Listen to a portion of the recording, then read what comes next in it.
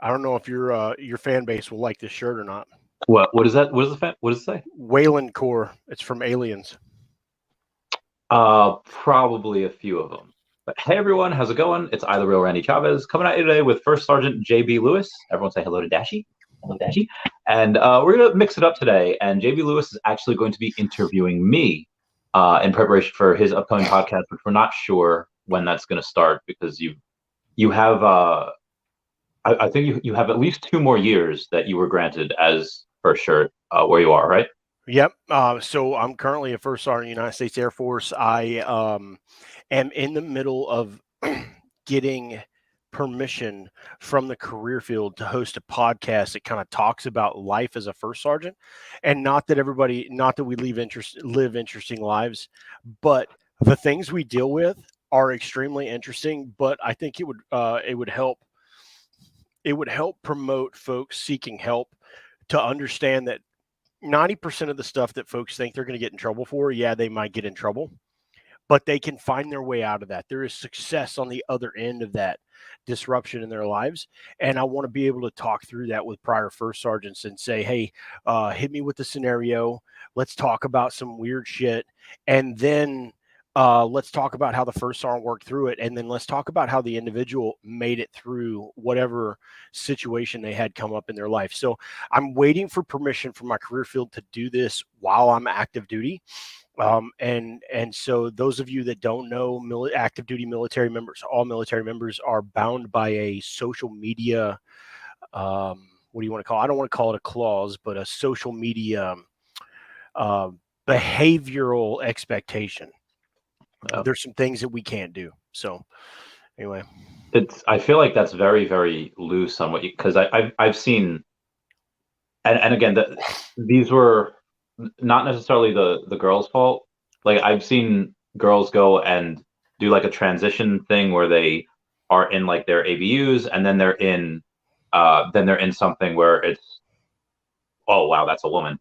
And it's not her fault that the clothes fit her like that, but it's just like, oh, I don't know if that was 100% appropriate to just have that in the same video. right. And that's fine. You know, I think also the military might have this. I want your opinion on it too. And obviously this is your interview as well. But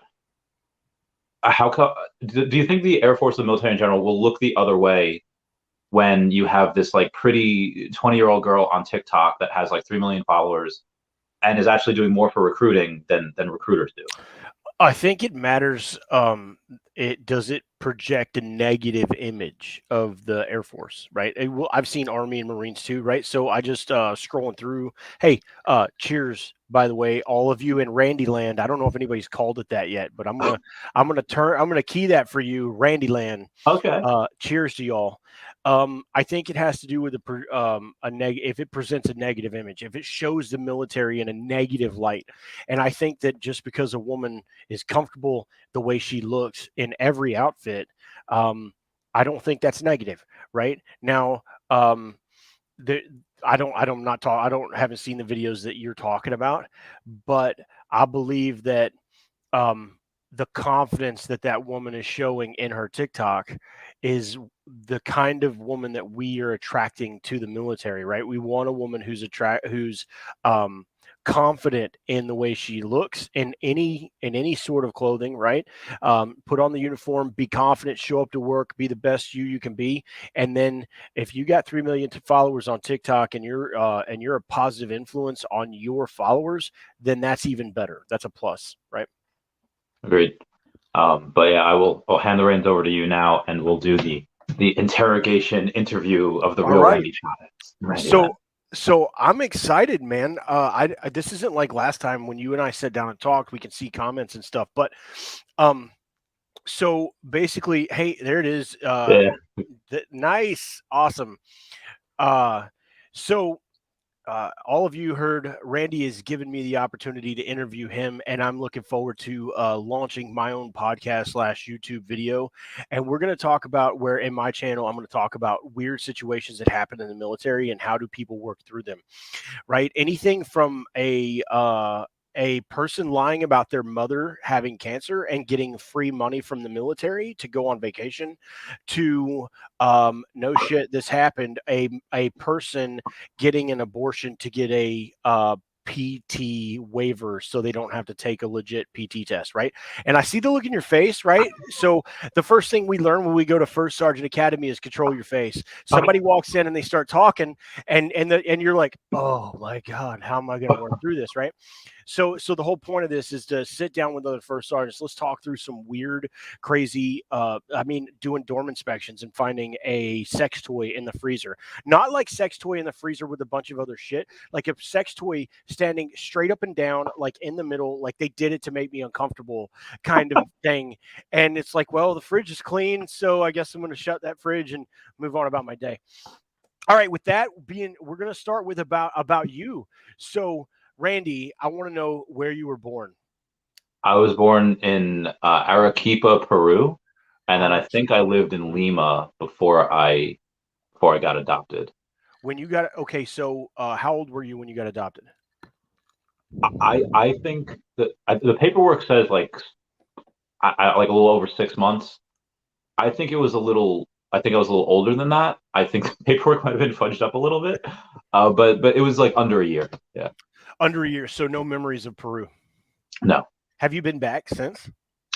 I've wanted to, because I want to like do ayahuasca, and which I don't need to go to Peru for. But I want to go like Machu Picchu, do peyote.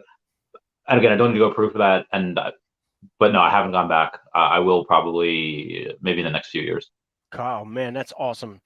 Okay, so do you know who your birth parents are? I do not. Have you looked into it? I wanted to when I was younger, and this is going to paint me in like the most selfish, the most selfish light. Is that my experience with, and this is just my own personal experience, not generalizing here, or maybe I am. People that have issues, they, if you have a family member that has issues, you basically have those issues because you have to deal with that family member that has that. I feel like a lot of, at least where I was from in that part of Peru, a lot of poor people, a lot of drugs, a lot of really bad, not good things. And if I were to go try to look into finding my mom or finding like my brother, half brothers and sisters that are down there, or maybe some, I think one of them was actually adopted into America.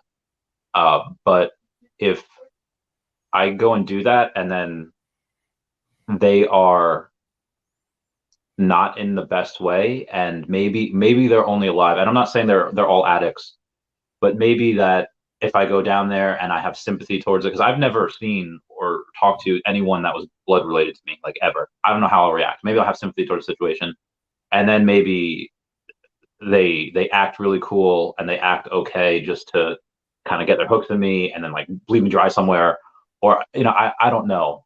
But if I don't do that, it's like kind of out of sight, out of mind, and I feel like I'm gonna use my. I would much rather. I shouldn't say this, but I would much rather use those funds that I would do to help them, and I would probably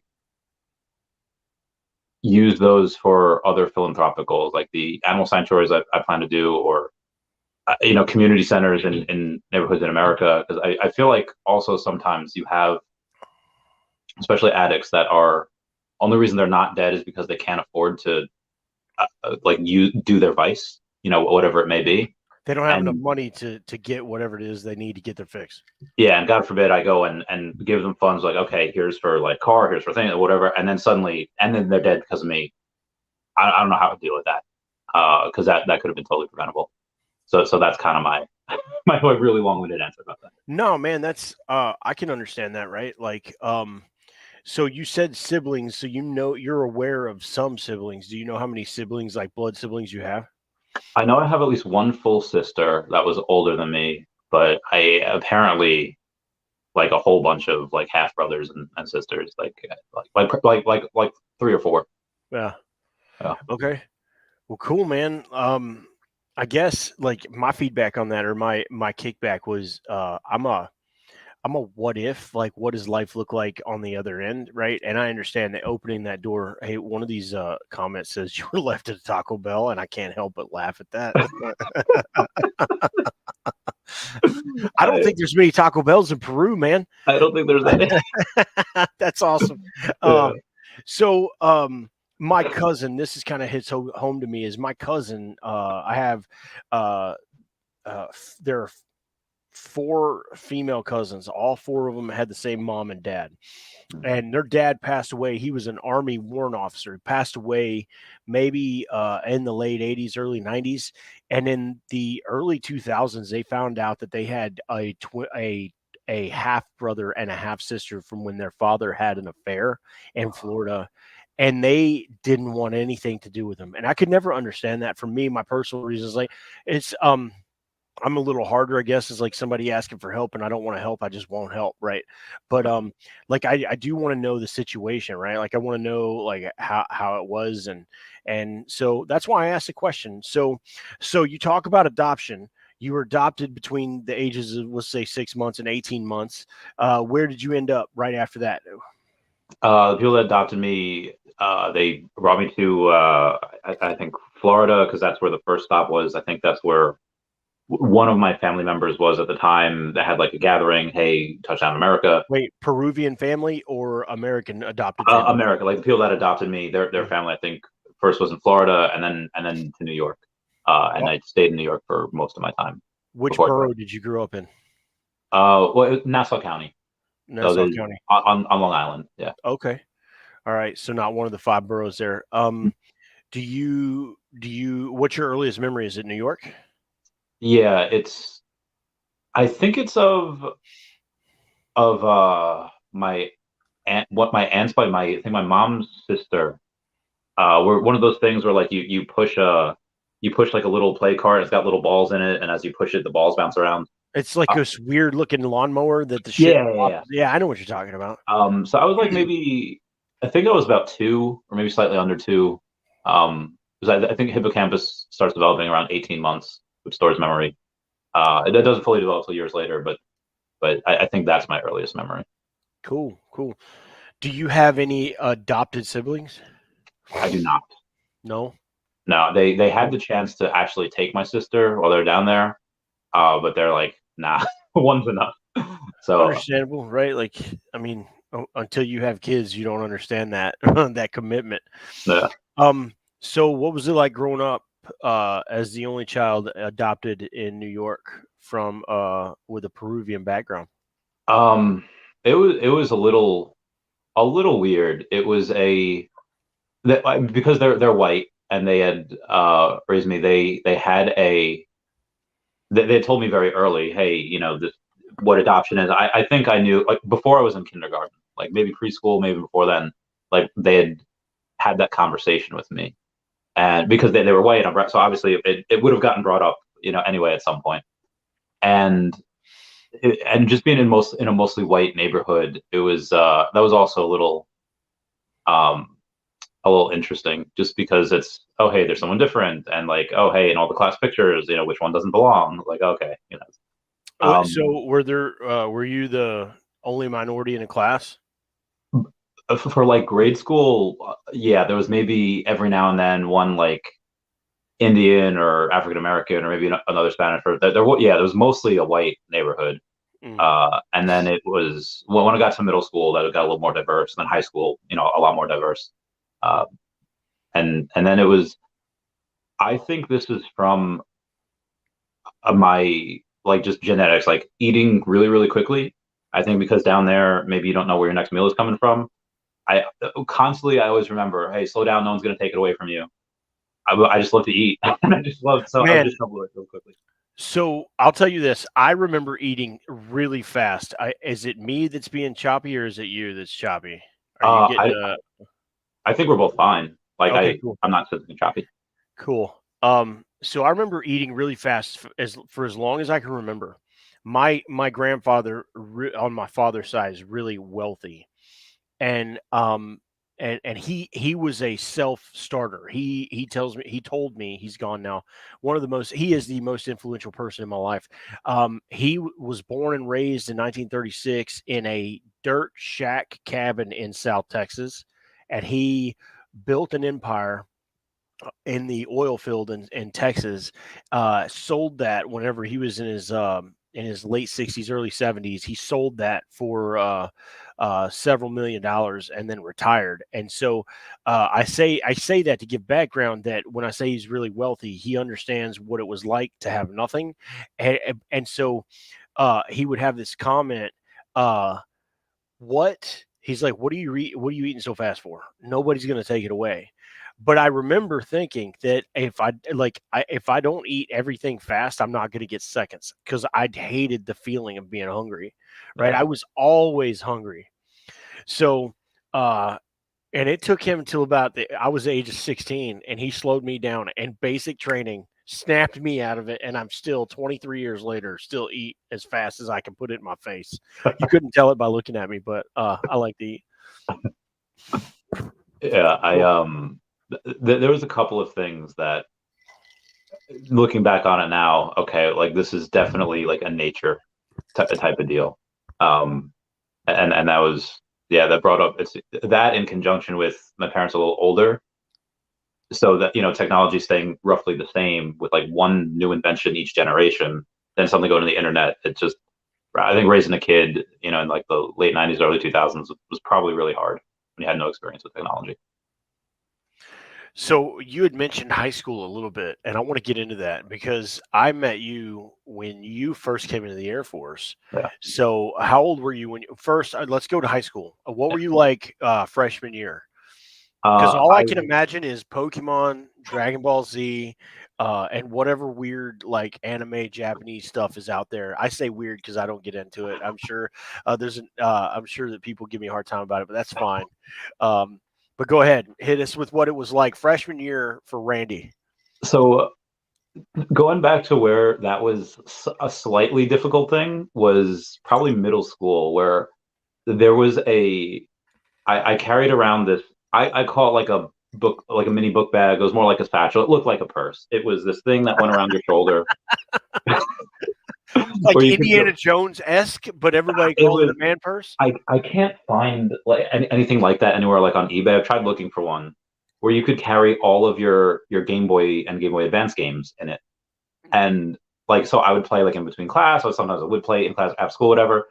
And I remember on one of the last days of sixth grade, these three eighth graders showed up out of nowhere to kick my ass for still liking Pokemon. They did not even take the games because they like were too good for them. They just straight up beat me up in the hall. What? And yeah, and I played swore Pokemon? revenge. Did it? No, I trained for a while. That's how I got into boxing. I trained for a while, and then I kind of knew where I could find them after. Again, that next year, they were in high school, I was in middle school, and then one moved. I eventually had a class with one of the kids, and afterwards, and he happened to be gay, and I was like, all right, this is gonna be like a hate crime. Like I'm gonna. So high school at 14, about to turn 15. I was working at East Village Green Animal Hospital. I was at that time pretty still into boxing, and I really liked girls a lot. I think at that time I didn't have a girlfriend. I got one later in freshman year, like after that, and then that was it. Still liked Pokemon, but I really got into like working and money. I wanted to be a veterinarian, so that's kind of what I was about also. Man, that's awesome. I didn't work until my dad told me how to get a job. I hated that. And like I was like, what do you mean, good job? Anyway, wanted to be a veterinarian in high school, working through it. Okay, so that lands you shortly after high school. How long after that did you join the Air Force? I was, so I think almost 4 years, because I had turned 22 like right before basic training, like a few days beforehand. Between that, I was just in between apartments. I had a couple before I joined. I joined partly because I I just wanted one job. Like I had no formal education. I just had high school, Yeah. and the jobs that you can get at the time with no skills and just a high school education was nothing. Obviously now Right. I have a lot of skills and could potentially make a lot, but So I want to stop um, you there. So after high school, it was 4 years till you joined the Air Force. So what happened? What's the relationship at that point with your adopted parents? uh, so why I worked when I as soon as I could at 14, we really in seventh grade started volunteering, got a job in eighth grade at the hospital was because partly because my parents had this issue with I guess spending and having a lot of debt. They didn't always have some stuff like for me, which I understand 100%. But I wanted I wanted extra food, I wanted extra like video games, whatever. But also because they were very controlling, especially my mom. So for me, money was freedom, and I So you're didn't. saying, hold on, their financial stability was very important to them, or that they were so financially unstable that they couldn't afford anything extra? I always had at least the very basics of clothes, food, and like I had stuff that fit, for Yeah, the most part, and I had that was fine. It's just part of it was wanting the extra stuff that I see a bunch of my friends getting, like, oh hey, the parents bought them this, I bought them this. I was fine that they couldn't do that. I'll buy it myself, but what they saw is that I was getting a little too independent and really not needing for anything, and I think they felt a certain type of way about that. So they tried to make it so that I wasn't. So as soon as I was not as soon as I was 18, I finished high school. I was still with them. When I was 19, I moved out, and that's why I eventually decided to join the military because I didn't like living under their rule set. And I get it, their yeah, house, their rules, and I I just didn't understand like the rules. for sure. So you show up 20 at age 22, the Air Force. What was basic training like for you? It was I've I've been in locker rooms before, and I've seen other male appendages every now and then boxing whatever. But showering with that many other dudes, that is That like first night when you have to get in there and shower, like you get like you so I'm gonna paint a picture and you tell me if this is wrong. But so for I don't know how many people you're gonna listen to this, but I don't know how many were in the military. I came in August of 2000 and I got off of that damn bus yeah, and so Bill Gardner said he would play with you. I yeah, don't know if that's a compliment or not. Uh, so I get off this bus at like 8:30 at night in San Antonio, Texas, in August, which is steamy hot, right? And they get us off the bus and they yell at us and they tell us to pick up and put our bags down like 20 times, right? Pick them up, put them down, pick them up, put them yeah, down, right? We finally get upstairs and then we finally get all of our stuff. Like they hand us this weird bag that's got all of our stuff in it. They call it portfolio, but it looked like a really cheap satchel. And and so after we go through all the admin stuff, they tell us we got like 5 minutes, 3 minutes to go to our locker and get undressed and wear it with nothing but a towel and then go line up outside the shower. So there's 60 dudes, nuts to butts, like heel to toe, lined all the way down the waiting to get in the shower. And there are 8 shower heads in the shower, right? And so we got 3 seconds at each effing shower head. So and we squirted soap on the top of our head and walked to our locker. So we're walking shower hockey. So we're walking in the shower with a glob of soap on our head. We still don't have our hair cut. And we're standing in line and you get 3 seconds at each shower head. And there's 8 shower heads. And you better have all the damn soap off by the time you get to the other shower head because you're getting out. You're gonna sleep with that shit all over you if you don't have it, right? So it's like 24 seconds all the way around. And then that first night, I don't know how I remember it, but that's one of the most vivid nights of my life, aside from like deployment shit and stuff like that. But so hit me with your first night, like right, the shower scene. okay, so it was I think people had been there for a day already. I get the call from my recruiter. He's like, hey Chavez, you need to you need to come in. So I get a call on like a Wednesday night or whatever. Like, you need to come in.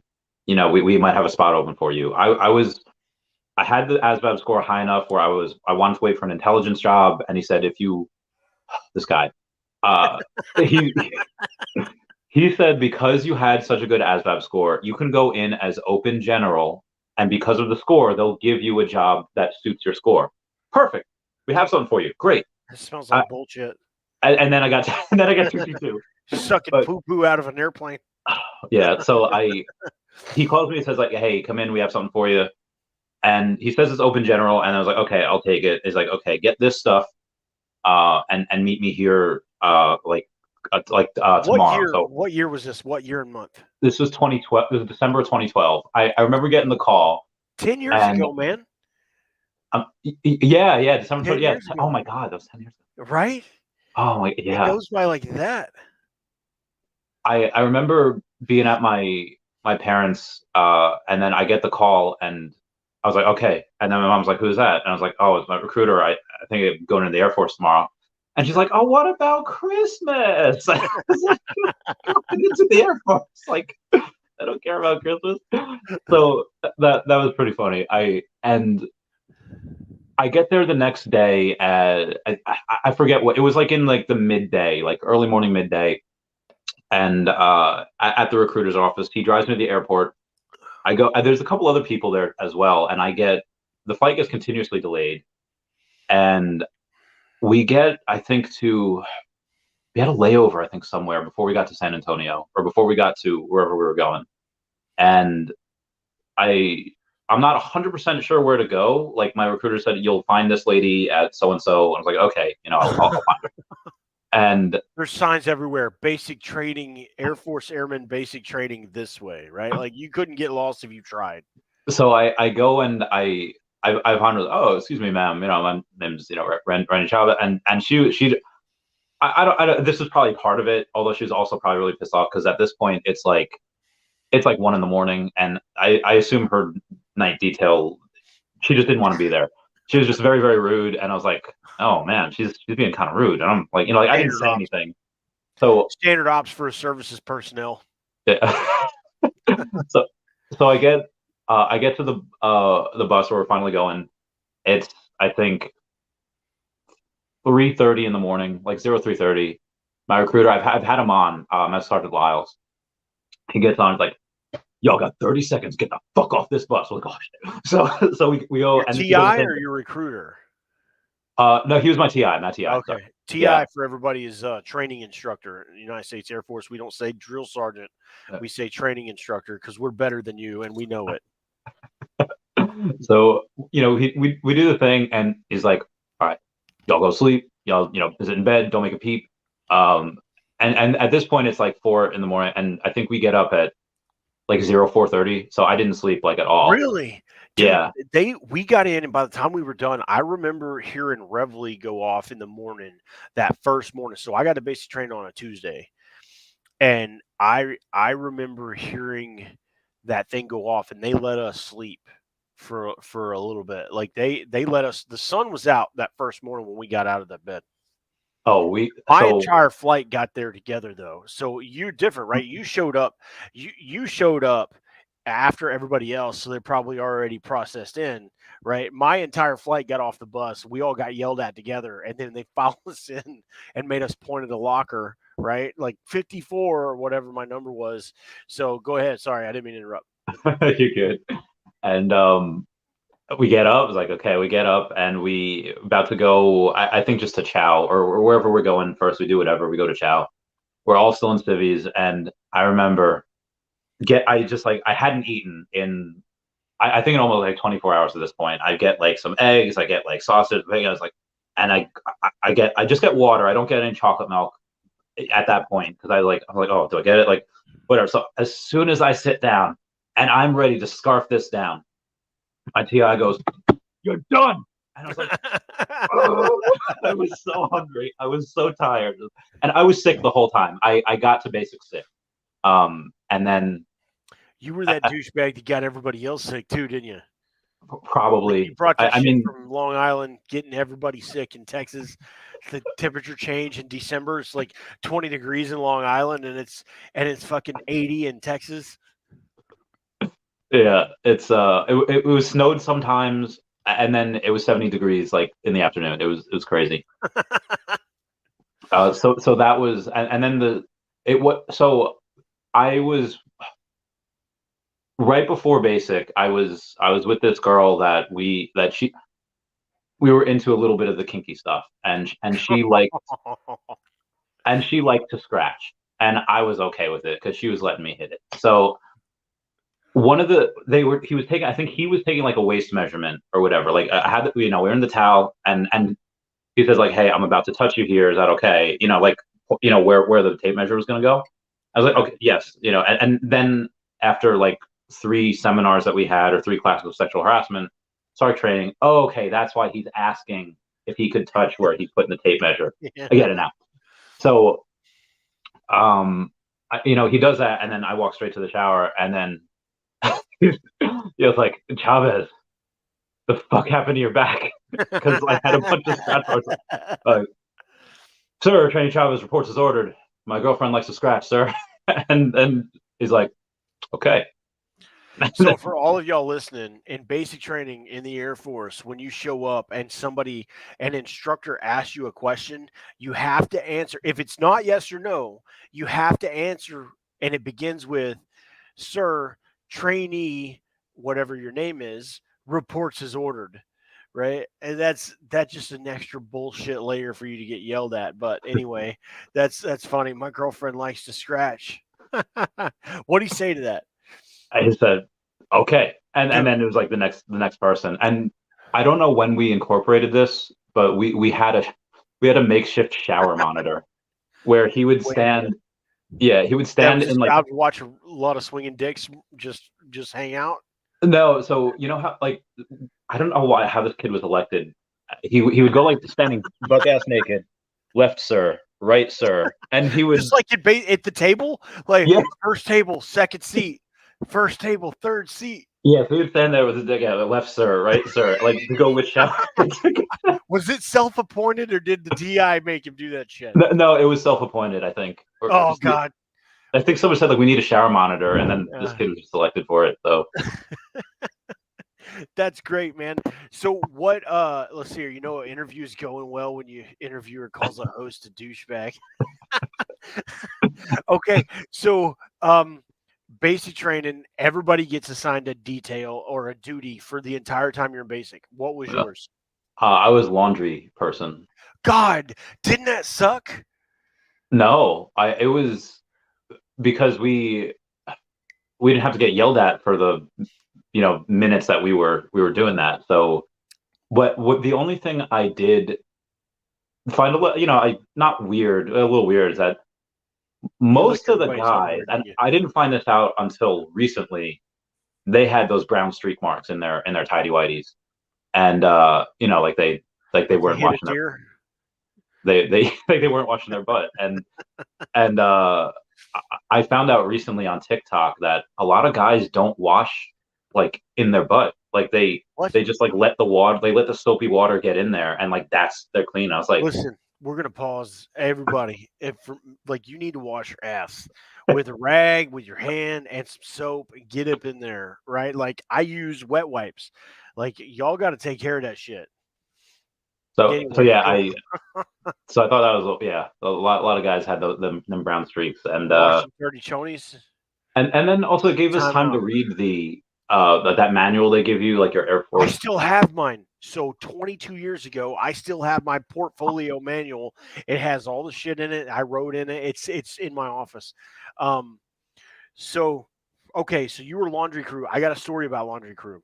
Okay. So my job in basic was pad crew, right? So for all of you who've never been there, all of the basic training dorms, every single, like, there's, let's call it a long rectangle, and every single flight has a pad where they can go down, Mhm. Wash your ass. Somebody just made it for the wash your ass public service. But you're welcome, right? Like, I don't know if that's male or female, but you might get a little more head action if you wash your ass and scrub your ball sack a little bit. I'm just saying. Anyway, well, hey, so every flight gets what's called a brother or sister flight. So a flight is about 60 people, and so a brother flight is another flight of males, 60 people, or a sister flight's another is a whole flight of females, 60. And so those 120 share a pad, and that's a pad where you form up where you go to chow, where you form up before you go to exercise. That's when they say pad, that's what they mean. And so I was pad crew, and let me tell you, there's not a better job in basic training than pad crew. Because when they told us to go do our job, I went down there with a broom, and not one person yelled at me for 6 weeks. All I did was back and forth sweeping that fucking floor, and we would just stay down there. We would just look at each other like, "Hey, 30 minutes, yep," and we would just sweep, and nobody would yell. I got yelled at one time, but that was because I was doing something I wasn't supposed to. Um, so, but my story about laundry crew, so one our laundry crew, one of our members was in the hospital for something, and so I was the closest person to the TI, and he's like, you're going with them. So I went and did laundry detail at like week 4, and I'm just doing what they're telling me to do, the crew that's been there for the entire time. And so they're like, okay, cool. When that was over, I went back and nothing, didn't think nothing about it, and I just went on to do pad crew. Dude, one morning we were out there, and those dudes was one man short, and they got caught doing laundry detail one man short, and they was getting their asses chewed. I mean, they were going to town, and I heard the TI was like, "Who's supposed to be here with you?" And I was like, "Oh, that's me." But I didn't get told I was supposed to do that. So momentarily, I was going to be like the hero and be like, that was my bad. And in my head, I was like, that's not going to make any of this better. I'm No. staying put. And I didn't say nothing. I didn't say nothing. Those dudes got chewed, and it was the end of it. But I was like, I'm not doing that again. Nope, I'm going to go back to sweeping these floors. All right. So, Pat, you were laundry crew. Was your basic training 9 weeks or was it 7? Because they give you 0 week and then 0+8. Were you 0+8 or were you 0+6? Yeah, it was like a week. It was 8.5 weeks. So I got there like I think on like a Thursday, and other people got there on like Wednesday or Yeah, Tuesday or zero whatever. plus. So you were 0+8. Yeah, Did they had those weird statues when you were walking around? You had to salute the statue with the rank on it. I don't think so. I don't think I remember saluting a statue. We had Feel this like it's dude something. in we had this dude in basic training. He was from the Virgin Islands, and I'll never forget his name for 2 reasons. One, first reason, his name is Bedminster, right? Bedminster, all one word. And when you think of a person from the Virgin Islands, you think a laid back, just island attitude, right? You can't stress these people out. And so the second reason is his laundry mark and mine were so damn similar. We were wearing each other's clothes. So he was wearing Bright and I was wearing Bedminster. My laundry mark is B because my last name is well, I've already given it away. Yeah. My last name is B for Bright, and my laundry mark is 0120. Well, his last name was Bedminster, and his was 0210, and Uh, we were wearing each other's clothes, right?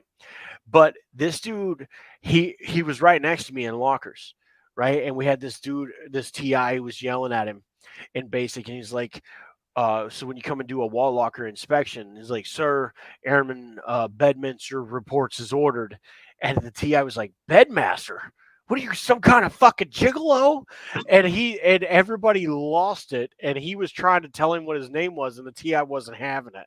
But yeah, that was insane. I don't know where I was going with that story. So, Air Force it was laundry a crew, laundry detail. I guess that yeah, was the. laundry Yeah. crew. Um, so after the Air Force, did you go? Where did you go for tech school? Because you and I are The, in the same career field, by the way. I don't know if yeah. anybody knows So that. we were in Fort Lee in Virginia. I think you had stayed in San Antonio, right? I think a lot of the people that older than me in the career field, they were in San Antonio. Apparently, San Antonio was fun as hell. Um, No, it no, wasn't. No, it's so might have been fun for the instructors, but can you imagine? So all of these people getting jobs, going to Keesler, going to California, going to you pick a place in the United States, and you've just spent the last 8 weeks getting your ass chewed out. And you're going to get on a bus and drive to the other side of that base to do another. What was our tech school? 7 weeks. Yeah, so well, mine was a little longer because the computers went down when everyone was getting where they were stationed, Yeah. and we stayed there for like several weeks longer because we had no idea where we were going. But yeah, mine was in Fort Lee, and that I lost so much weight in base. I lost so much muscle. I lost so much. You're not lifting weights. You're just kind of running every now and then. Right. Um, and It's a lot of calisthenics, right? It's really designed for people who haven't put a lot of exercise towards their body before they show up, and to get your heart healthy, and your what is that? endurance, Your wind. endurance, yeah. So your lungs and all of that, and getting that better, right? Um, I lost. I was a high school football and track star, and I lost 25 pounds at basic. Right? Like I showed up 100, I showed up 70, 180, and I left about 165. So, Lean. yeah, and it was, I mean, it was just insane. It's just tons of callus and push-ups and sit-ups and jumping jacks and mountain climbers and running and more running. And it wasn't like running that you enjoy. It was like running behind the slowest person in class running. Yeah. So, Mhm. basic training. Oh, before you go to Langley, do you have like this weird, funny, super like just you won't believe basic training story? Like, did your TI do something stupid or funny that you'll never forget? The TI. I mean, maybe once he left his. I think he left his ID, or he left his ID in on his and his boots or whatever, his ID and something else in his office. Yeah, And obviously when whoever's guard duty, easy duty, they're not supposed to let somebody in without an ID. And he's just like, I will fucking recycle you so damn fast. And so the guy's like, can you step out in the hall, please? And then when he stepped out in the hall and he wasn't there, he put his stuff there, and then it was fine. Like I think he actually did just leave it there. And it was fine. He didn't get recycled or nothing. Hey, everybody, recycle means you're a certain week in basic training, and if you do something to mess up, or if you fail a test, or if disciplinary reasons, they determine that you need to go back and complete a certain portion of basic, you get recycled back in whatever program that they feel like you need to recomplete. So recycled is a bad thing. It's more time getting yelled at and living like a POW. Yeah, that sucks. But outside of that, there wasn't really anything super crazy. Not that he had. Oh, well, it wasn't my TI. For whatever reason, we had this other TI come in, yelling at us, screaming at us to go down the stairs, not to our brother flight across the hall, downstairs to one of the girl flights, and it says like you have to mess everything up, like go through their stuff, and it was like some of their underwear too, and like take it out of their lockers. And so I like took what's out of their lockers and then gingerly placed it on the bed. Other people were just like, like throwing it everywhere. Apparently he got in trouble for that. Like we weren't supposed to do that, and like no one's gonna like say like, sir, I don't think we're supposed to do this. But that was it. Nothing really crazy that my TI did personally. Uh, did they? So my TI, we were marching, and so aside from the pads, right, we have these large asphalt parking lots that nobody parks on. It's just for us to do drill and marching on. And we were out on this parking lot. We were practicing drill, right, and marching, and we had to do to the rear, right. So for everybody that doesn't understand, it's you're marching one direction, and then the TI says to the rear, and everybody has to like simultaneously pivot and go backwards. You're supposed, and the reason why I remember this is because of my TI. You're supposed to lock your arms to your hips, your hands to your hips, and pivot. And I had this dude who, when we were marching, normally was in front of me. He was just a little bit taller than me, so he was in front of me. And he could not figure that out. He would turn and he would helicopter arm all the way around.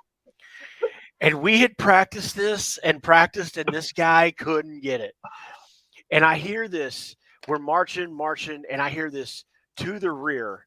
And then all of a sudden, so now, so he was behind me. That's what it was. He was behind me. So we do to the rear, and now I'm looking at him. And I hear this, just pages flying in the wind. And the whole manual flies past my head. And he had thrown that whole manual at that kid. And he made him go get his canteen and web belt. And he put his canteen and web belt around that dude's elbows. And for the rest of the day, he marched everywhere with that canteen locked around his elbows. Oh, I'll never that's why I still remember how to do to the rear march because of that flying pamphlet. And that was it was like 200 pages in a like a 2-inch notebook binder flying. I could just hear it fluttering and getting louder and louder, and then hit that dude in the shoulder. And then flight halt, and he had the taps on, so he put these metal taps on the bottom of his shoes. You could hear him tapping up and yelling, right? All right. So you went to tech school, Fort Lee. You got anything exciting to talk about in Fort Lee? That was so there was a lot of you know, 8.5 weeks of being like, you know, kind of a little stressed and just not looking at the opposite sex. There was a lot of blinking going on between a bunch of people. Right. One guy brought his girlfriend like in his duffel bag, like carried her into his room. What? Yeah, and like she was just in his duffel bag, and you know he was like, "Oh, I'm just gonna go into my room," and then they That's boinged. impressive. Yeah, I'm not even mad. That's impressive. and Because a duffel bag was, is what, like 14 inches in diameter? Oh, you still have it there? yeah, I got it right here. I still use it. No, open it up. Open it up at the bottom of it. Let everybody see. All right, so Extra points. she was small enough where she could go and fit in at least part of her, or, yeah, all of her in there. So I guess she like oh my goodness, she like folded up like a lawn chair, I guess. that's crazy. Any songs you remember from basic training or tech school? Do you remember any songs or albums that came out? If you remind me of this, I don't remember the music that came out. One night though, I think when we were like cleaning or whatever, we had gone on and sang one of the songs from Lion King. I think it was "Can You Feel the Love Tonight," and I don't know why we did that. I remember a Pokemon game coming out at that time. It was 2013, or some video game came out, and we were playing a bunch. But I don't think I remember any song. I remember in basic there was this kid, I forget his name. I think it was Warner. Where as soon as we get to basic training, and I went to basic training right before like the world was supposed to end, you know, in December 2012. Yeah. So the Mayan calendar was it December 22, 2012? Dude, my neighbor's wife lost her mind over that. did she was she okay? Like what did she do? No, she was so afraid. Like that's a long story. This was in Okay. New Jersey where you and me were at, Yeah. but yeah, that's a whole separate podcast, man. Okay. So as soon as we get to we had like our 2-day, 3-day pass, whatever, and we go to like the BX and we see TV for the first time, and then I'm with two other guys, and one of the guys like from the South, like, you know, fairly religious, and the Pope had stepped down, and he's like, "Never in my life, in the history, has this happened," and I'm just like, did something happen while we were in basic, and like we were in like a bubble, and maybe so that got me thinking like. And yeah, nothing was ever the same after that. But so I'm gonna. yeah. I've already dated myself, but the reason why I ask is the song from tech school that I remember. It's very vivid because it took over the world. Papa Roach, Pieces. Cut my life into pieces. Yeah, that song, like it blew up, and back then there was no podcast, there was no satellite radio, right? It was just radio. It was on almost every channel, and I just remember that being the song. That was the anthem of my tech school. All right, so So basic training, tech school. You're an aerial port. I don't know. Have you talked a little bit about this to your following here about what aerial port is? A little bit. I've told them that mostly for ramp and passenger services. Yeah. That's just where I happen to work. So, Um, and so, and so I sum it up like this: We are mhm, UPS for the military. If it fits, it ships. If it fits in a military cargo aircraft, it flies, yeah. right? And anything that is in a deployed location on CNN or Fox News, there's no bias. We put it there, right? Cargo and people, right? So, so you show up. How did you feel about going back to the Northeast? Were you hoping to get away from that? Yeah, every single person that was in tech school ahead of me, they were pumping out like I think a graduating class each week or two a week or something. Like they were pumping up a ton. Hmm. And everyone that was ahead of us, there was like Germany, Japan, they're all overseas. And then the computers went down, and then I was like, oh, I don't like Not this. good. Not And, good. and then after a while, we finally got it back, and then um, there was there wasn't, I guess there wasn't too much warning with it. I was able to take my 10 days leave or however much you get. Um, and then I go home. It's like, yeah, I'm going to be stationed in New Jersey, and like it sucked that I didn't at the time get to go to all these cool places, Where but did you also at the want to same. go? What was on your dream sheet? I had Japan, I had Germany. I think I had some places in like South America, but I remember because I spoke Spanish, or at least a little bit of Spanish, and I was like, oh, okay, maybe I could go there and I don't know, experience whatever. Um, and then I remember those three places. I'm not sure what other two. I think you get five choices Let where me you'd like to go. let me ask you this. Yeah. Your first base is Japan. Are you still in the Air Force 12 years later? If my experience was different, yeah, because it's also I've seen it where a lot of other career fields. I shouldn't just say Jersey in general, but a lot of other career fields just seem chill. Like they just seem not 24-hour ops. They weren't a critically manned Just career work fields. your ass to death, right? Yeah. Like you fucking manual labor until you. I'm one of the lucky few that have found my way through that. Like dude, right time, right place, trying to get through that. But yeah, man. All right, so I want to talk a little bit about you and I meeting. Yeah. So I want to hear your like what you remember about you and me, like how we met and what did you go through.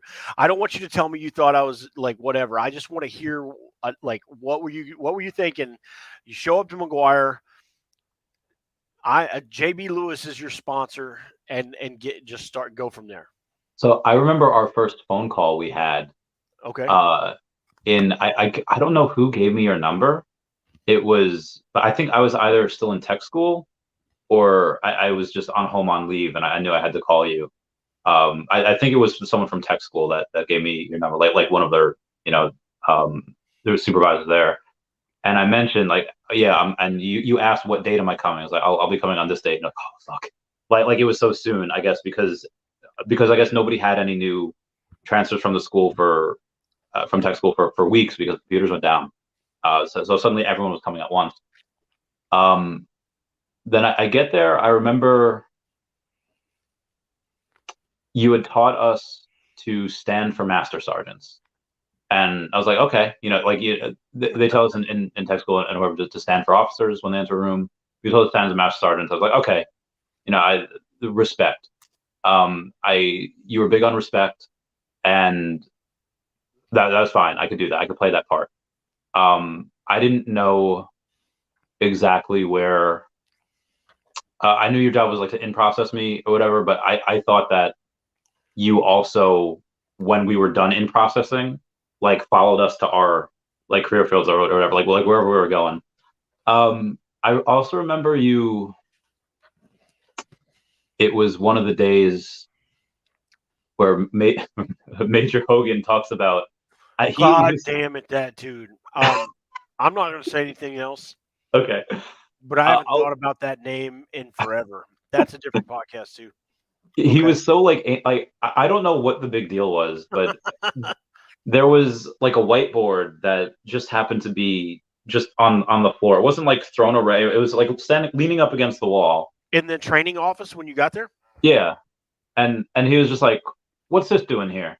Like he was just like I don't know why it mattered so much or why he was just being an a-hole. And I think in order to save off uh Sergeant Bush or whoever, you just like, oh well, I'll tell you what, he's gonna clean that up when he gets back, as if like I'll take care of it so that he doesn't have to go and yell at the poor staff sergeant that which I don't even know if it was his fault. Like I just don't see the, but I remember like okay, he takes care of his people too. Like I understood the reasons why you were doing the things that you were doing. Okay. And I don't then remember that at all. it, I kind of remember the whiteboard, and the backstory is I told Bush to clean that shit up, like a lot. But anyway, yeah, go ahead. um and then it was I remember Sergeant Daggum, and I was like, okay, not everyone in the military is like a hard ass. Then like Daggum, he's just he's just a nerd. He's just, I So, love him. did you know Sergeant Daggum was in Tops and Blue before they disbanded Tops and Blue? Do you know what Wait, Tops and Blue was? is that that's not the singing thing, is it? It's not Yeah, the that's a oh singing. It's like an entertainment thing. yeah, Uh, yeah. did you know he was in Tops and Blue? Yeah, yeah, he mentioned that. I forget when, but yeah, I remember mentioning that.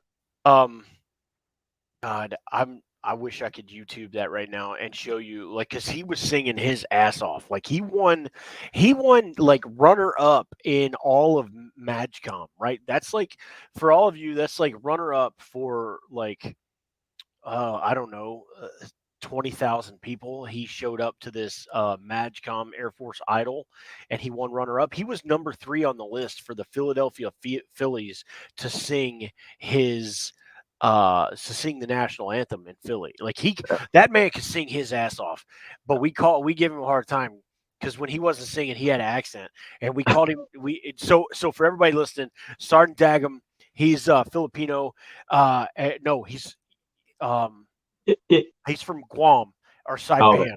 He's from Guam or Saipan, and his entire story. I'm going to share it just a little bit. His entire story is super amazing. His dad immigrated to California and then saved pennies to get the family over. And Daggum was the oldest, so Daggum came first. And Daggum went to college in Oklahoma, and he talked about he ate one hot dog and a pack of ramen a day, and then every other meal he ate at the Cracker Barrel because he was going to school while he was doing that, and then he joined the Air Force. But that dude, man, we called him the secret Asian man. Dude, he had so many secrets that like he could sing his ass off. He was super like he could build a computer for you. He could tear down your engine in your car and fix something. Like it was just crazy.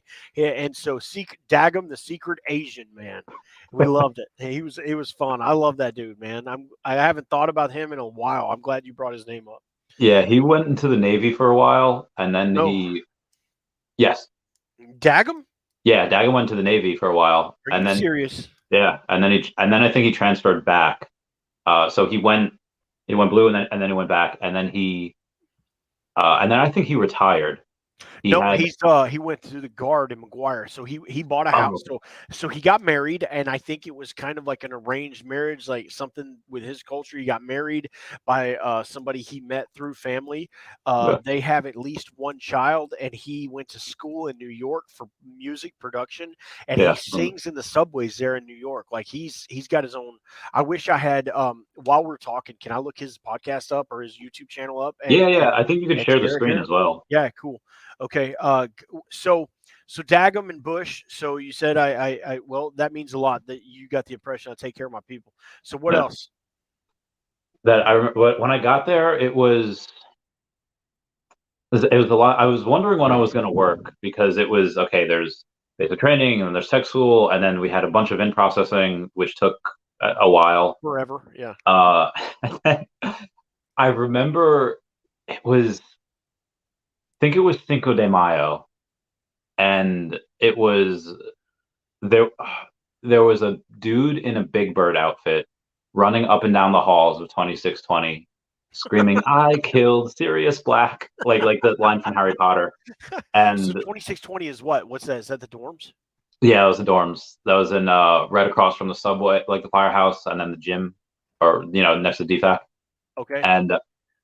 And it was it was the first time like a party part. Like there was always people hanging out and drinking or whatever, but this was like college like frat party. Like the same dude was like, it was Big Bird playing Pong. It was everyone was it was nuts. I was like, oh, okay. Like I heard It's Air like Force that. parties. Yeah. Yeah. Okay. So I'm going to tell you my first impression, right? Mhm. I did I pick you up or did I meet you at the building, the PAX terminal? You met me at the building. The PAX terminal, right? Yeah. So I remember thinking you're a big dude and you kind of hunch over, like you hide your size. I don't know why you do that, but you hide your size. Boxing probably Yeah, just always. and I mean your shoulders are squinched in and you're kind of leaned over and you had the golden gloves necklace. And I was like, hey Yeah. man, you got to tuck that in. Yeah. And I'll tell you that I want to ask everybody in the chat. Did y'all see the link that I posted to Oliver Daggum? Did that post? You posted that in the private chat? I don't know where to go for comments. It won't give me an option. Okay, can you send that to me via like email or text, and I can put it in the comments? Can you take it from the private chat? It's on my. Oh, maybe I can. Hold on. Let me. So while you're looking at that, I'll tell you my impression of you, Randy, when we first met, right? So that's 12 years, me being 12 years in the Air Force.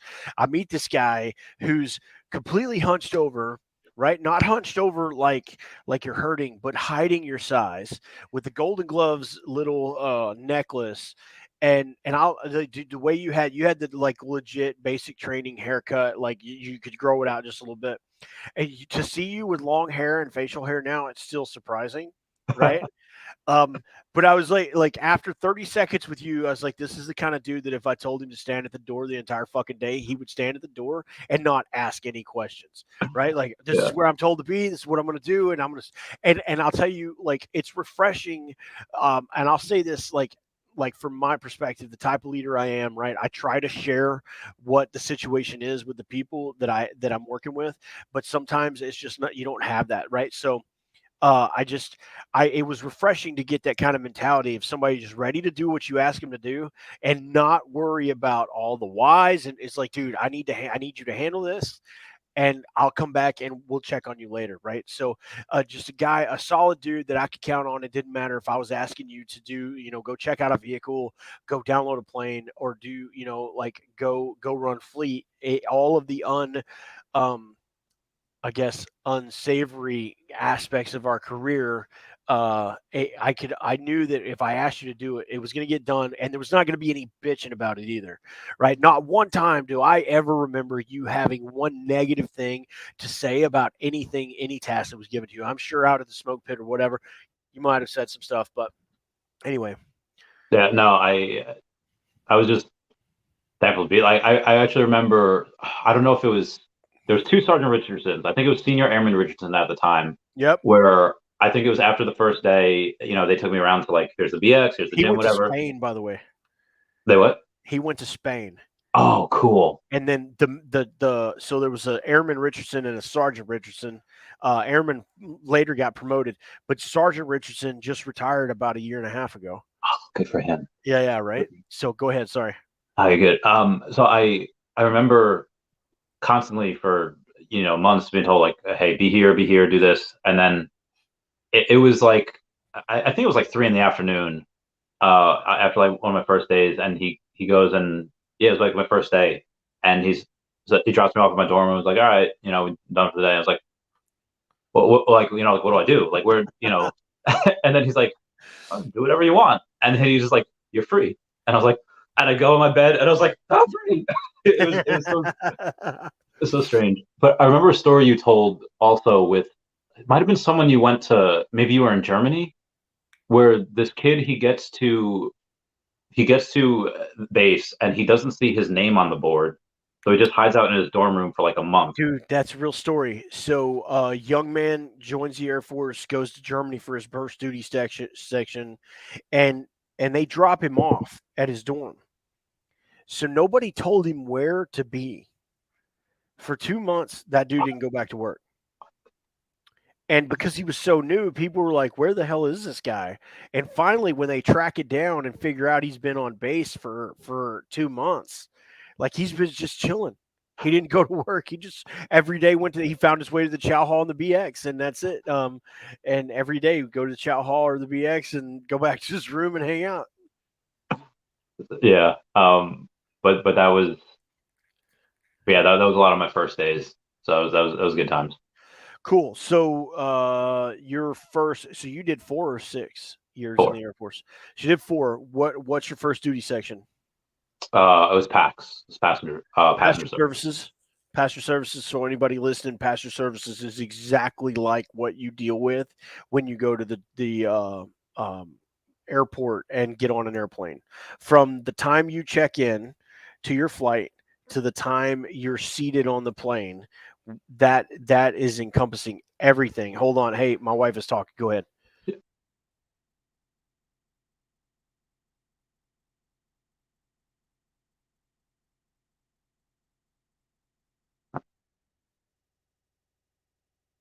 And tell her happy birthday, by the way. I know it's in a couple days, but 2 days. I'm super excited. I'll let her know. But dude, I reached in the bag and got something. Like I'm excited to. She doesn't know what's coming either. So so I get a couple of people that Randy Chavez pretends to be me, and that's Chavez, yeah.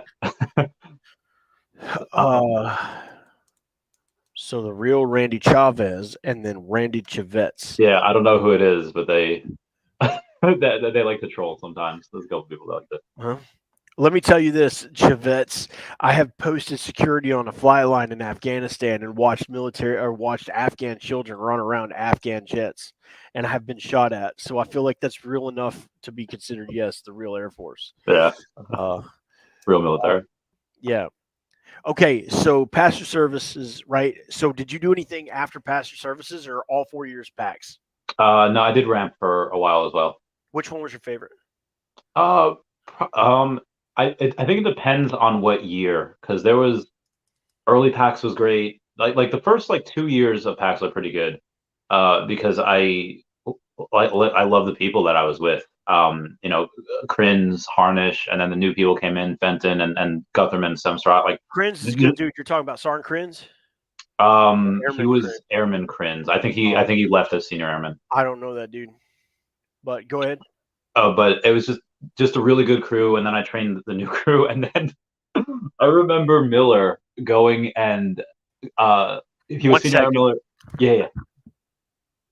Or does he get shot? Maybe it depends. Yes, happy birthday to her. I think less than 10% of the military sees action, Randy.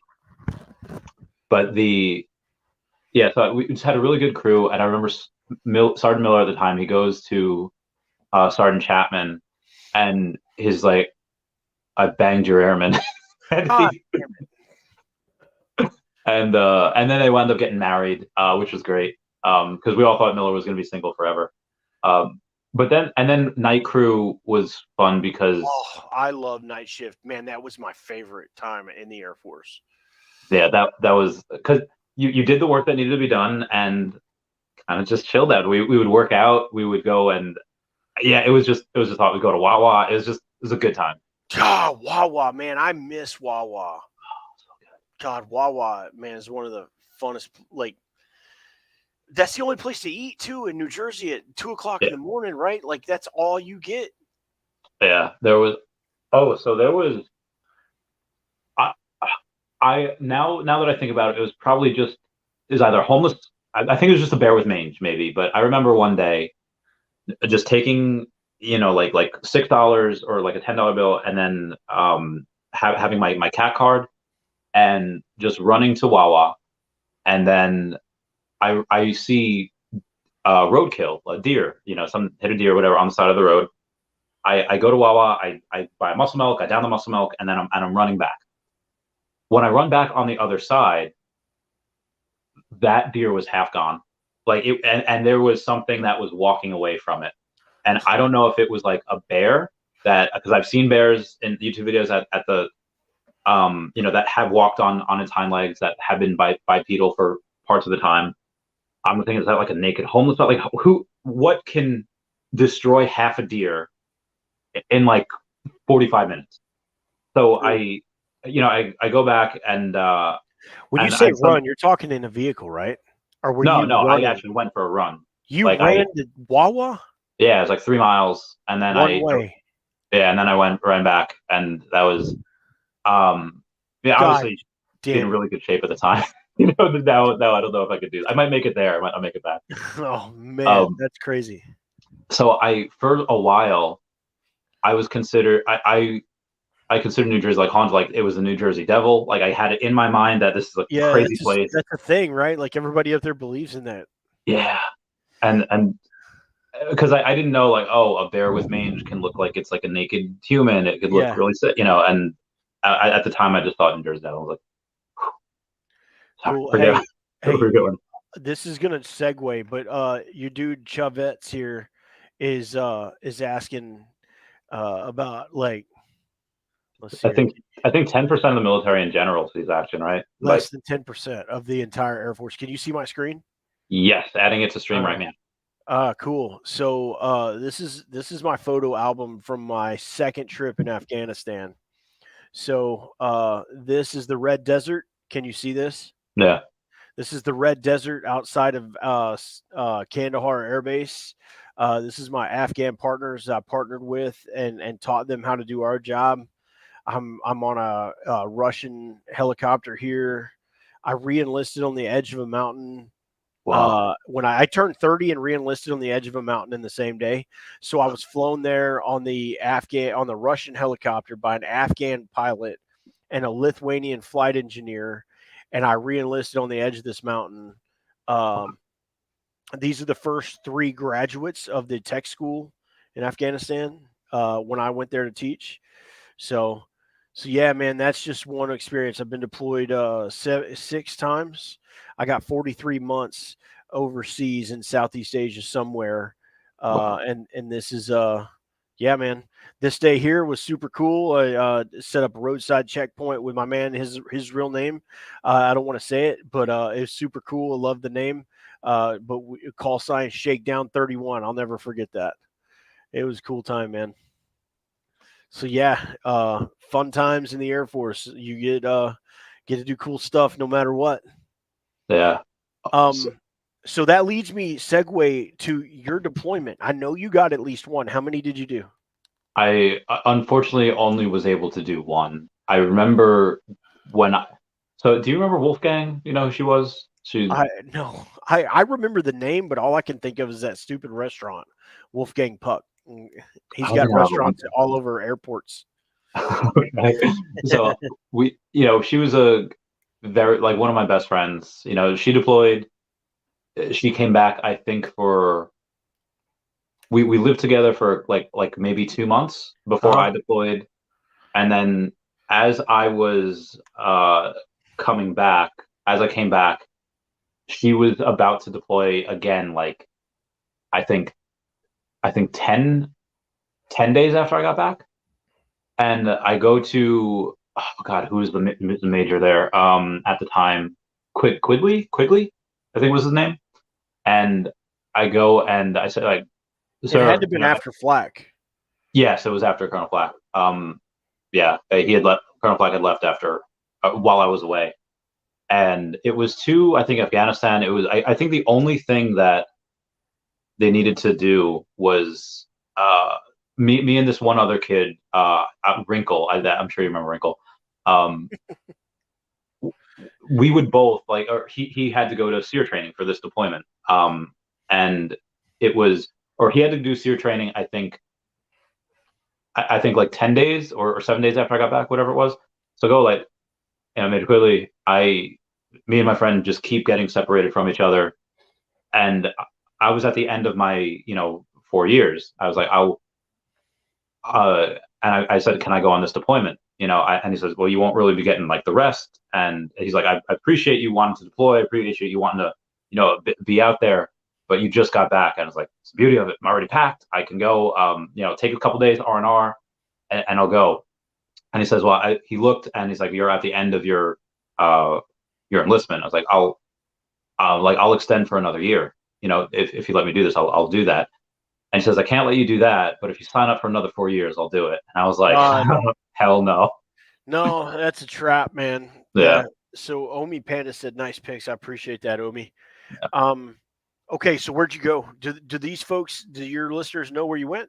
Yeah, most of them knew I went to Kuwait. Ali Al Salem, I'm not sure they'll remember that, but yeah, that's where I was. And the 386 ELRS. Yeah. Actually, I saw you there one You that you were did? working out. Yeah. Yeah, you know what? You remember what you said to me? It made my year. Yeah, you look like oh god, WWE guy, UFC Brock guy. Okay, Lesnar. yeah, You you look told like me, Brock Lesnar. yeah, Yeah, you told me I look like Brock Lesnar, and that made me feel so good, man. That was yeah, dude. thank you. You were like you were getting at it. I was like, damn, like your shoulders popping out the shirt. I was like, damn, getting it. Can I share the screen again? Yeah, yeah, I want to, since we're talking about it, I love that photo. yeah. Let's hear share screen. Boom. I think I know which Share. one you're gonna. I think I know That's which it. one you're gonna put up.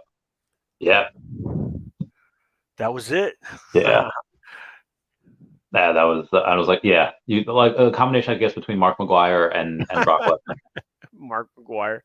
Awesome, man. So, what was your experience while deployed? It was so. I'm so my. I've had injuries before with my back, and I I knew that this was going to heck it up. Not just the deployment in general, although it was. It was the fact that we had to build the baggage pallets of all the troop movements that were coming in, That's miserable. and I was like, So, why? so those What? of you who don't understand what a baggage pallet is most most passenger airplanes, baggage goes in the belly of the airplane, and it gets sorted and stacked, right? A baggage pallet gets stacked, and you alternate, right? Like you alternate bags, and you can go up to 96 inches tall. And these bags are supposed to be under 70 pounds.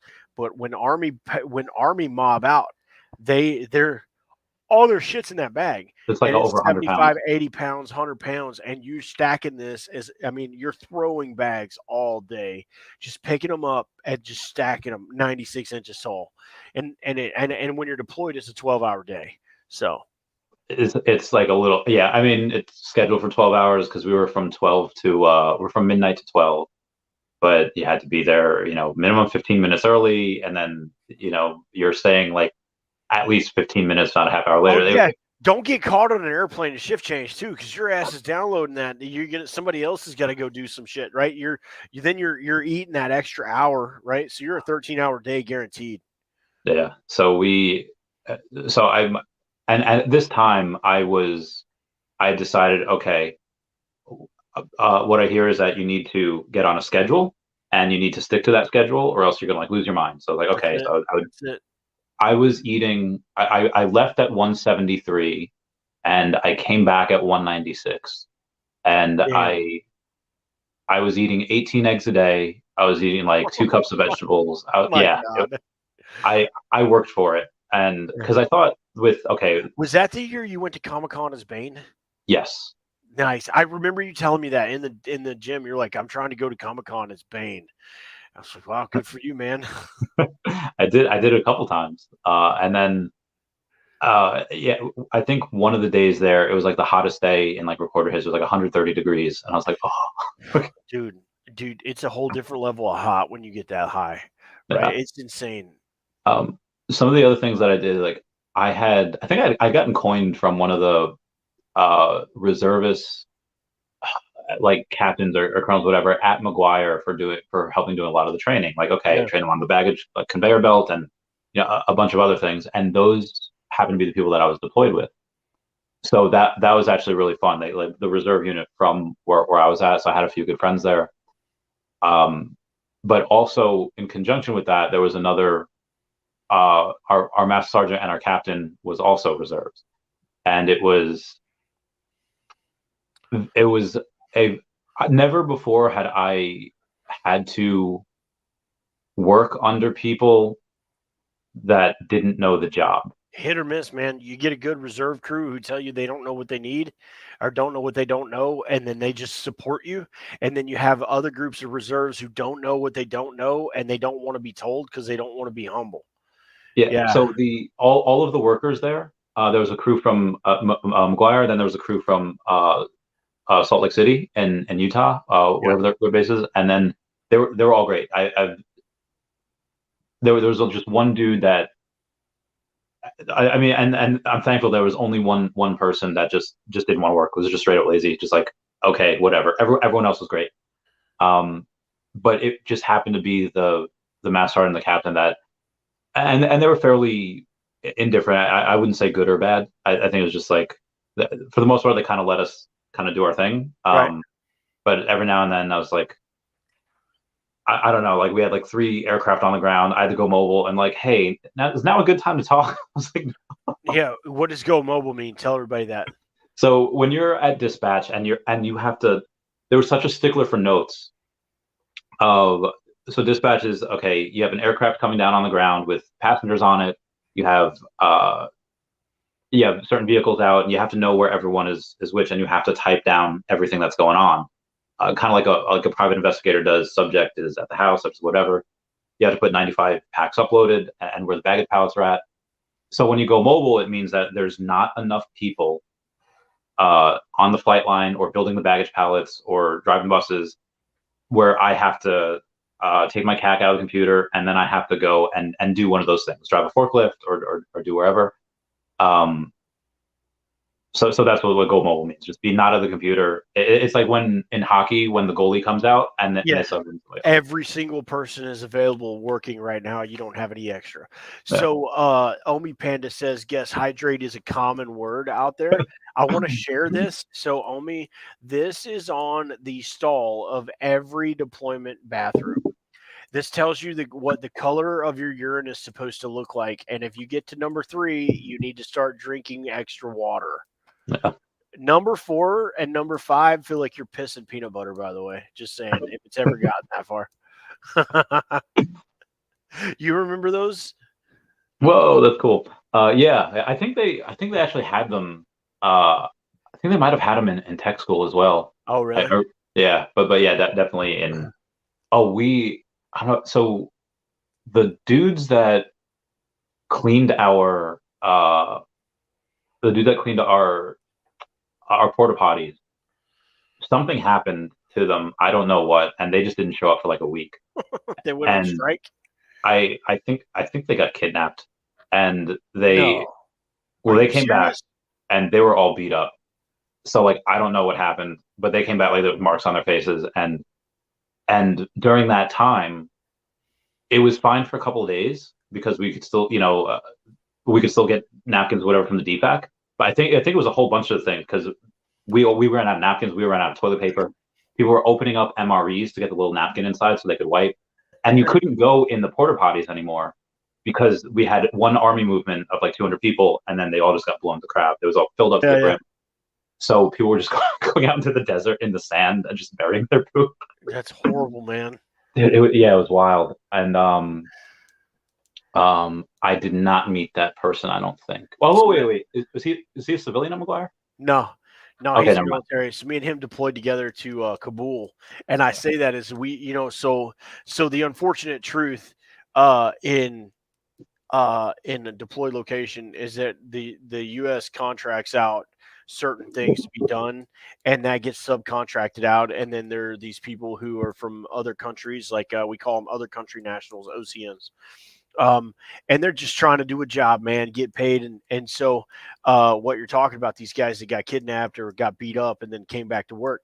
Well, Chris Melvin walked in on one at a Porta John and he wasn't sitting down. He had stepped up on the top of that porta john and hiked up his man skirt and then squatted. And Chris Melvin opened that door and he talked about opening that door and they just locked eyes. And he heard that dude start screaming while he was taking a doo doo. Oh man, that was one of the funniest things I can remember when you said like it was great, man. That just invoked a really funny memory. All right. So how was chow for you? So you talk about eating 18 eggs, Uh, right? 2 cups of vegetables. That doesn't sound like a very good mix, right? But oh, it was oatmeal. It was tuna. So because you couldn't fit everything. Like if I like something and I like something else, I'll eat those two together regardless. Because I like them both. right. So because you could only take so much stuff in one thing, or two things, I put the oatmeal in there and I put the tuna in there, and I ate them together. And No, Sergeant Walden you was, did. You eat tuna and oatmeal together. I mean, it fit in. Yeah, so I did. So, So I so did. I will say this that the deployment oatmeal doesn't have any flavor in it. So I could see where oatmeal is a all encompassing kind of carb, where like you could almost substitute it for rice. That makes sense. Yeah. Yeah. That I like offended. This was even at McGuire too. I don't know if you knew Rivera, who was in PAX. He's from Puerto Rico, and Maybe I don't know. he just like he's like, "What are those?" And I was like, "Oh, these are grits." And he's like, "That's not grits." He's like, "You got to put butter on them. You got to put cheese No. on them. You got to put this on them." Yeah. And I was like, "Oh, like Yeah. yeah, I could eat a lot." But chow was for the most part, like I love eating. I thought it was really good. They actually had surf and turf in Kuwait like once a month. Surf and turf, lobster and steak or shrimp and steak, folks, and it's actually not that bad. Yeah. Best food I've ever been given was on Iraq 05. Iraq 05 was the best chow I'd ever been given in the military.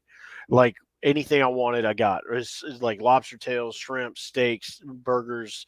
I mean, legit good, like even not good for you, but legit food. And the worst food I ever been given was in Kabul. Kabul in 12 was the worst food. We had a chow hall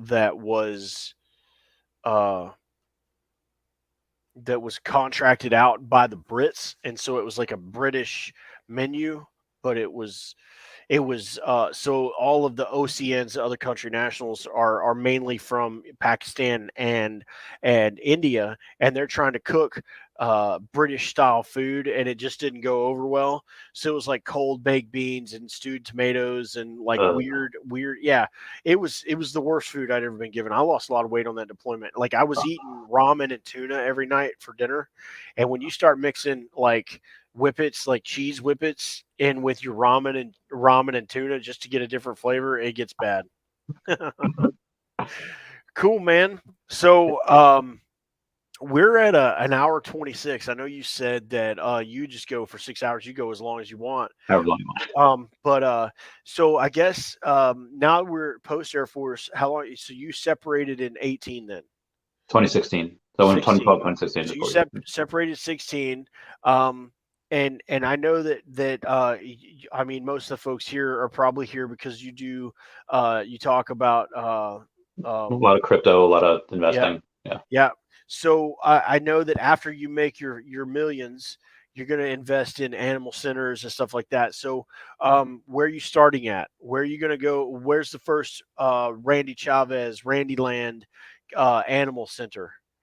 I think what I would probably do is start somewhere in America, because the big goal is to buy land in Madagascar and Indonesia, because that happens to be where the most amount of endangered species are. So that I think that it could do the most amount of good for the most amount of animals.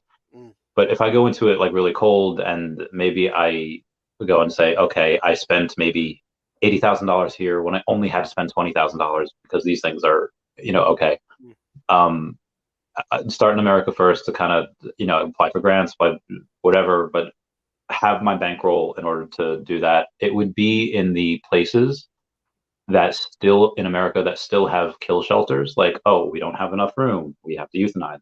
mm, There's a growing number of animal shelters that do not have that. Best Friends Animal Society has been really good at taking those shelters and making them non-kill shelters. But any places that still have the kill shelters, I would build a sanctuary probably around some of those, and then take what they can't. Obviously, that would be, it can only take so much depending on how many workers, depending on how many average volunteers I have like each month or day or whatever. But um, I'd have to make a blueprint of where those particular ones are, where they're most needed, and then go there. and then eventually the Madagascar and Indonesia as the wealth continues to build throughout the decade. Nice, man. So, what's your favorite animal then? Since you're wanting to save them Ooh. all. I mean, dogs and cats are great, but if we're talking about, dude, lions are so cool. Lions are just, and wolves, they're pretty awesome, but those aren't really in the Indonesia, Madagascar. Indonesia would be like orangutans. They're cool. Yeah. Unfortunately, I wouldn't be able to like work with the animals, just like buy the land around it, try to protect it from poachers. And if you ever wanted to job for a few months out of the year, work security on the perimeter, you totally. I'm no good. I'm hard broke, man. So let me tell you, I'm hard broke, no e-tick. That's my body. Okay. And I'll let everybody else look that up if they want to. But so yeah, that'll be. Somebody said, for those that just showed up, we talked about Randy being adopted, and somebody said you got adopted at was it? They found you at Taco Bell. That was fucking hilarious, man. Yeah, that was great. You got left at a Taco Bell, and now you're gonna get left at your roots. Taco Bell for the win. All right, so this chat cracks me up. I was just saying that this chat cracks me up a lot. I love it, man. Yeah. So you travel a lot. I know you came up here, Massachusetts, to see me. Had a great time. Where's your next trip? Where are you going? I'll be going. I've traveled a lot recently, the last month. California, Ohio, Virginia, but I'll be in on Friday. I'll be taking a flight to Miami, and all of these have been mostly work trips. And then on this Saturday, I'll be taking a cruise from Fort Lauderdale to the Bahamas. I'm just a vacation. Haven't vacationed in a while. Are you podcasting when you're out there too, or are you going to take a break, like unplug? Yeah, I'll be going, and I got the internet package, so I'll do at least one video a day, and then I do have a podcast scheduled for Saturday night. So hopefully the internet's good enough to do that. You're insane, man. Yeah. If there's any advice I could have for you is, man, you ought to unplug for 5 days. Just unplug 5 days. It's more stressful for me to unplug and do that because I feel like I miss stuff. News happens every day, and the YouTube algorithm is pretty brutal. Where if you don't post for a couple of days, then suddenly. Yeah, that makes sense. So Fort Lauderdale, the Bahamas.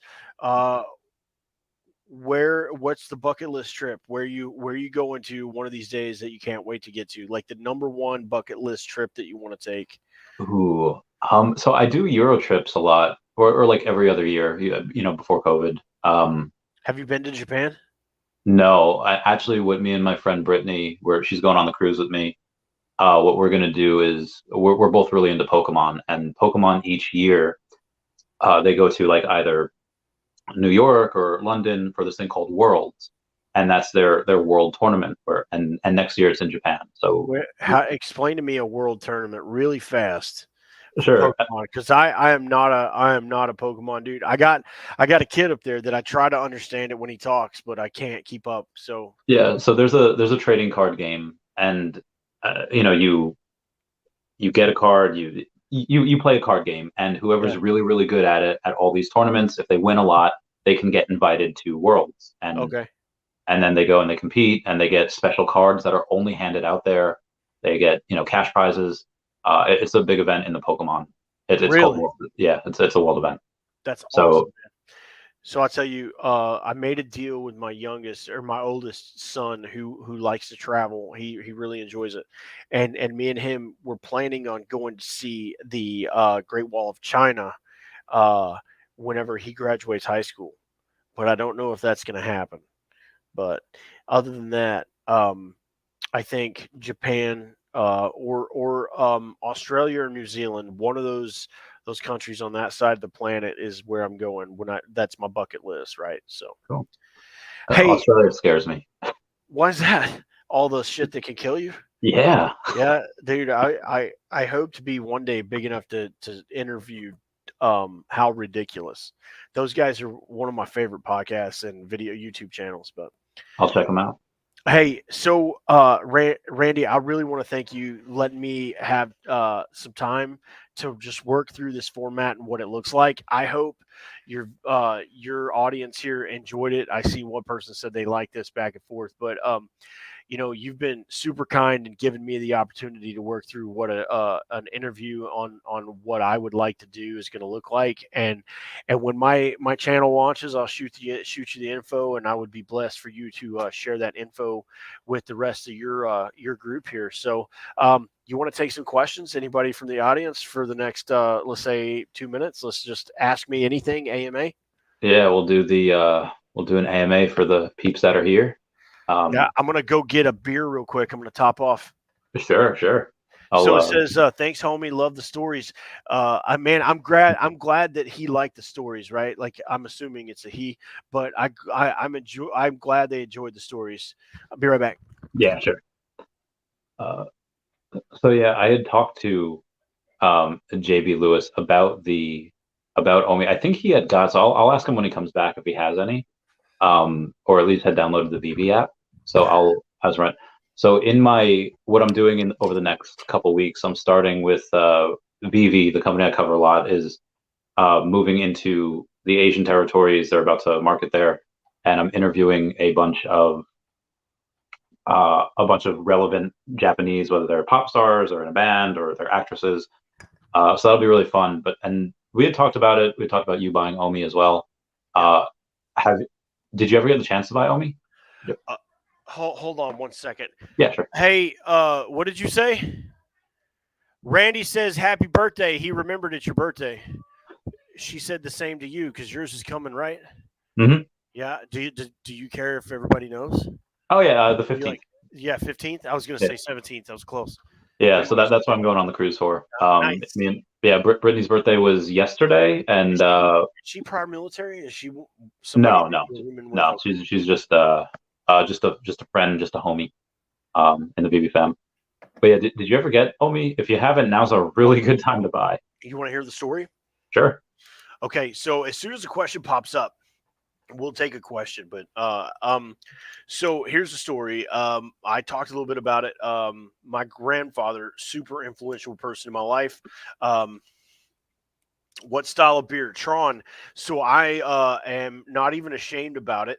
I am a huge cider fan. So I'm smashing these down east unfiltered at 6.9%. And I Oh, love them. The first drink I had when I sat down was some rum and pineapple juice. nice. But yeah, have a lot of family in the military. I can imagine, dude. I got stories for days. Yeah. So my grandfather passed away. He left all of us grandkids with about 10 grand, right? Um, the issue was is he left it to us in privately traded bank shares. And so what that meant was is that we had to announce to the bank when we wanted to trade, and we could only do it in a certain window. In order for it to be legal, a privately traded shares, you have to announce everybody when you're doing it. It can only be in a certain window. And but the good thing about that is that if I said if I wanted to sell my shares for $90 a share, and there was somebody out there that wanted to pay $90 a share, it wouldn't be a market rate. It would just be whatever somebody was willing to pay for it, right? So the problem with that is that shortly after I got those shares, and I got those shares when you came and visited September Yeah, it's last year at some point. so shortly after I got those shares, October, November last year, my dad had a conversation. He said, "Hey, your grandfather, before he passed away, said he wanted these shares to stay in the family." And I said, "Okay." He asked me if I wanted to sell them. I said I did, and he said, "Okay, your brother. I have a very young brother who's 16, who's about to turn 16, and he said, "Hey, your brother's about to turn 16. He wants to sell his shares so he can buy a truck." So I'm going to buy his shares from him. Give me some time and I'll buy yours too. And I said, okay. Well, by the time that manifested, it tanked, right? It went from being whatever it was, like at 0.008 down to 0.001. Yeah. And then shortly after that, we got notice that another bank is purchasing the bank we own. Okay. And that bank, which is a good deal, that bank is like they're going to buy us out of 25% of our shares, and they're going to give us the other 75% in their stock, which is Okay. a lot better. But all of our shares got put in a hold status, and we can't trade them until the purchase from one bank to the other has happened. Oh, So that's going to be middle of 23. So all of this just kind of happened. I have not been able to get into it because yeah. of that. That was the money I was going to use. I did set up, was it blockchain account and Oh, another one, Coinbase. Coinbase Yeah. account, and I set all that up, and I was ready to start dumping money into it. I was just waiting for that inheritance check, and that just never showed up, so I didn't do it. Gotcha. Yeah. It might. I mean, recession probably get a little worse next year before it gets better. So it might have a little pain. You might have the chance to pick it up at like 0008, instead of 008, 0008. At some point, though, they are going to get on bigger and a lot bigger exchanges, provided with a lot more liquidity. When it make So it easier to buy is when I'll be really happy about it, right? Like when I have to buy one stock to sell to another stock yeah, that was really confusing. I'd be honest, like you talked me that's, through that, and I did some video YouTubes of understanding how to do it. I did not have the confidence, but I set up the two different kinds of accounts I needed, yeah, and in preparation to be able to sell what I was going to sell, and it was just scary not being able, like wondering if I was going to be able to liquidate if I needed to, right? yeah. But I still have the accounts. I'm waiting for the extra money that I can to come in. I'm 40 years old, about to turn 41, and I finally have my first vehicle ever paid off because I've always traded and traded and traded. So Yeah. I am making the last payment to my pickup next month, and Oh, nice. that's when I'm going to start doing some investing too. So um, yeah, man. It doesn't look like any questions are popping up. So I'll talk your ear off forever, man. I love you. I miss you. I Yeah, me appreciate too, the bro. opportunity. I'm really excited to hear the feedback from this. I want to hear people say, you suck and you shouldn't do this, because everybody I talk to is like, oh, that's a great idea. You should do it. I would listen. And so, for those of you that weren't here when we started, Randy gave me the opportunity to kind of um, get some small experience in hosting a podcast and doing the interview style. I'm a first sergeant in the United States Air Force, and what I deal with on a daily basis is comical or no shit, blows your hair back, going, how did that's not even possible. People don't do that. And so the stories that I have, I want to find other first sergeants to share stories with on a podcast venue. And I asked Randy, was it last week? It's like, hey, I just wanted to pick your brain about, hey, what are lessons learned? What would it look like? And you're like, yeah, let's just do it. And so you offered me this opportunity. Maybe I asked you, but either way, you offered, and I'm grateful for it, man. Yeah, of course. And like I said, as soon, so I will tell you this: the market. There is JSOC podcast here. JSOC Joint Special Operations Command. There's a Navy SEAL podcast. There's an operator like Special Forces podcast. All those cool people that everybody want to emulate. The 1% of the 1%. There's podcasts for them out there. But let me tell you, when you go and search First Sergeant in podcast and any podcast forum, it's not there. When you go search First Sergeant in YouTube, the only one that's going to pop up is me. I own the @First Sergeant with YouTube because nobody talks about it. But let me tell you, there's some bullshit that we deal with, and it's funny. So Sorry, I didn't tell you about I forget her name. I think she was, and obviously not all first sergeants are the same. I think she was a senior, and yeah, she was I there got, right when I left. I know who you're yeah, talking I got pretty drunk at the Christmas party in 2013, and I asked her to marry me, and she's like, Chavez, why are you asking me to marry you? And I was truthful. I was like, I want to get out of the dorms, and and she said she said no, but she didn't say no until I gave my reasoning. If I had said because I think you're beautiful or because I love, like, I wonder what she and about. yeah, I would love the story. If you married your first sergeant because she was beautiful, I would love it. That's great because I want to get out of the dorms. I mean, we're still talking. So,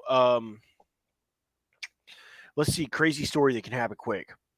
Okay, first sergeants in the United States Air Force, we're like a human resources. We help with everything from sexual harassment to financial issues.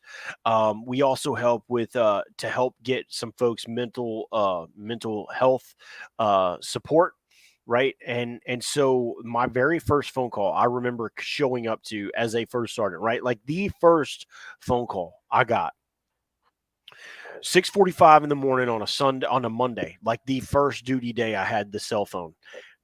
I get a phone call. It's like, hey, Shirt.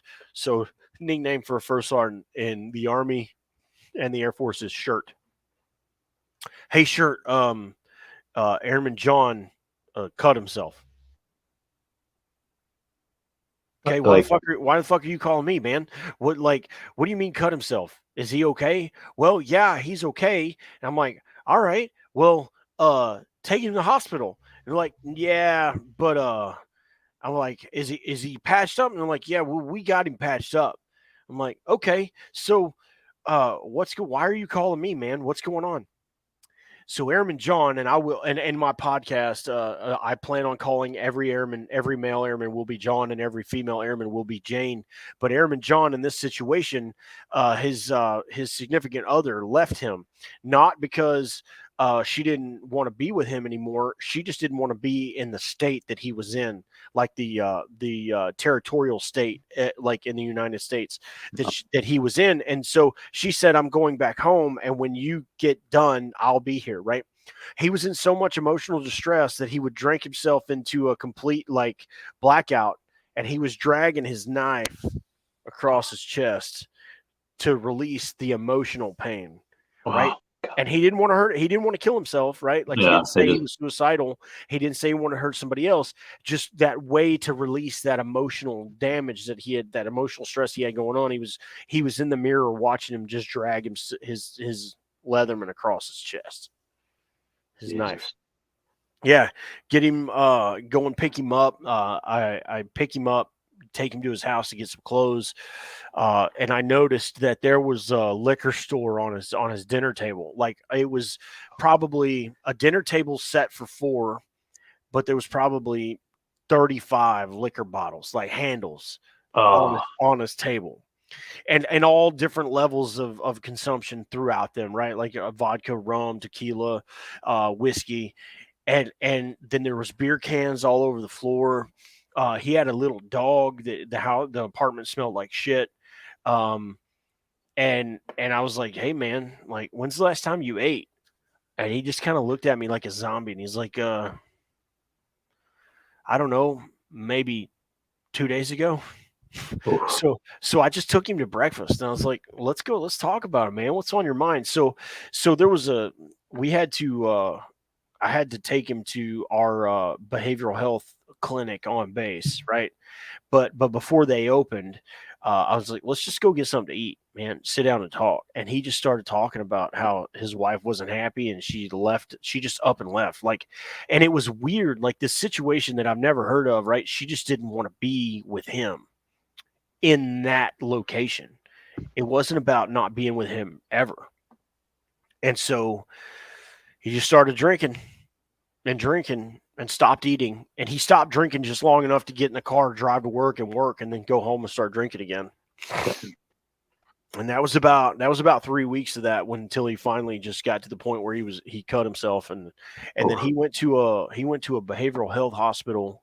He was in a behavioral health hospital for about 30 days, and then he from there he went to an outpatient behavioral health program. He was in there for about 60 days. Where he had got caught with prostitutes and cocaine, and shortly thereafter found his way out of the Air Force. But yeah, man, that was the first phone call I ever received on the duty cell phone as a first sergeant. Oh, geez. Ominous sign. Like, oh, this is what I'm going to have to deal with all the time. No, well, so I had done it. I had done it off and on, like part time, right? Yeah. So I had kind of gotten my was it I'd cut my teeth part-time, right? Like there was a guy that I was holding the phone for, and then I would call him if I needed something, but I would try to handle it on my own. But when I got the phone and I was the guy, and there was nobody, there was no life preserver for me to call directly and reach out to. Now there's always been some help, right? Always been some help for me to go to, but being the additional duty first sergeant versus being the first sergeant is a big weight on somebody's shoulders. And so I had gotten experience in other things, but that was the first like welcome to being a first sergeant. Anything can happen at any moment, right? So yeah, man. There's tons of stories out there like that. And so my podcast, what I want to do is I want to talk about the situation. Then I want to talk about how the first sergeant handled that. Then I want to talk about how the airmen progressed through from notification of the situation to whatever final action was for the airmen and where they're at now. And then I want to hear from the first sergeant how they dealt with that, internalize how did that impact them as a person, right? And then eventually after that, let's talk about how what would you have done if you know now, if you would have known then what you know now, what would you do differently, right? And so kind of piece it together. So the point is to kind of entertain, but at the same time, it's cathartic to talk about like a stressful situation, and then hopefully somebody will hear that's going through that same situation and understand that they can get through it too. Yeah, agreed. The way you just broke it down as succinctly as that. It clicked in my head. That's going to be a success. Like that. If you keep at it, and that'll be. There's not one single first sergeant in the Army, Marines, or Air Force talking about this shit. Yeah, this will get to it quickly. I almost wish we would have not done this so that maybe others wouldn't get the idea. I don't know how many people on here would have a contact like that, but I hope you can do it as soon as possible, because this would be really good. I think also for a recruiting tool as well, saying like, hey, you could do some off the wall crazy stuff, and your first sergeant hopefully will take care of you. They'll try to. Let me tell you a story of recruitment real quick, and I want to be done at 2 hours, right? Okay, yeah. But a recruitment story. Now there's this system, right? So especially up here in the Northeast, right? You're in the Northeast, I'm in the Northeast. All the medical systems are talking to each other. I can't remember what they called it. It's like iGyms or something. Mm-hmm. So you show up to basic training, or you show up to the recruiter, and you have to give your recruiter permission to pull iGyms. Oh, it says here when you were 8 years old, you were on Adderall or you were on Ritalin. What is this about? Oh, it says here that when you were 16, you played football, you got a concussion. What was this about? That is literally just demolishing the recruitment pool, because they have access to your medical records, which is, in my mind, is a good and bad thing, because, this is true story.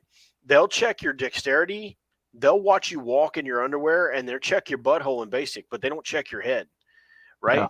I had to bend over and spread my butt cheeks for some old man to look at my anus, but not one single person did a psych eval on me. Jeez. And I think that's a large, that's a problem, right? Because we get folks who are unstable, thinking that when they show up to the Air Force, that the Air Force is going to change them. And the number one thing that folks need to realize, they're not going to change unless they want to change. It's not going to be an external force that does that for them. Yeah, you also have the people, like, especially in combat positions, that a major difference between like, I'll do what I have to versus I want to do it, like that. Yeah. Well, I think there's, I think this, right? Like there's 1% of the population out there is psychopaths, right? And they want to do that. Then there's other people I'll tell you this, that I wanted to do it because I wanted to know how I would react. Yeah. Right. And so, I mean, there are people who just want to kill people, right? Those people exist. Let's be honest. No. And then there are people who want to know how they're going to act when they have the opportunity to be brave or to not.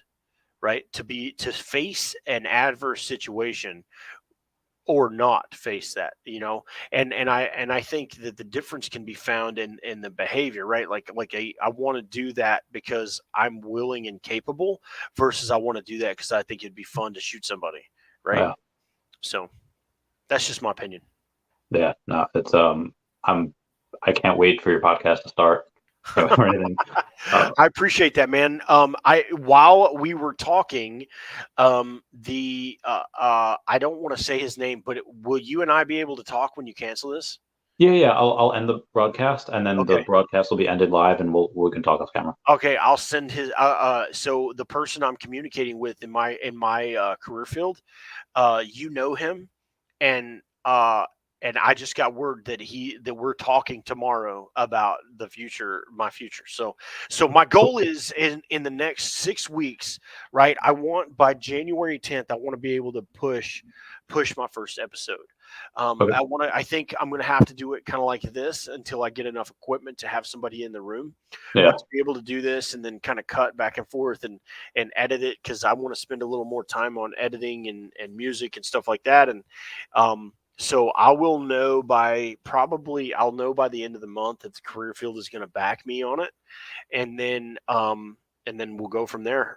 If not, by the way, I have a retirement date of this June. I'll retire this June. Okay. So you're more than welcome. I would love to have you up here and be just in the crowd if you want to be up here. If not, that's no worries. But yeah, I got a retirement date of June, and the day after my retirement, episode 1 will go live. Do you know what date in June? Right now it's pending because Okay. I will know. So my retirement is based off of promotion. So if I get selected for promotion, which happens at the very end of March, if I get selected for promotion, then my retirement, I'll pull my retirement. Yeah. If I don't get selected for promotion, I'm going to retire, and it'll be between June 15th and July 5th, July Okay. 6th. It'll be somewhere around there. I went to Sergeant Norway's retirement in 2018, I think. That was a blast. That was a lot of fun. Yeah. Yeah, it's a great time, man. I plan on getting smashed out drunk and being able to tell as soon as they say, ladies and gentlemen, Master Sergeant JB Lewis retired, I'm going to start telling people what I think. I can't wait for that. No filter at all, right? The only person there that's going to get after me would be my mom. That's the only reason why I'll filter. But anyway, man. Yeah, we'll end it, and then I'll talk to you real quick off camera. All right. Everyone, thanks for joining. Thanks for coming by. Say bye-bye to Dashi. Bye, Dashi. I'll catch you all later. And What's up with the dog? Oh, so that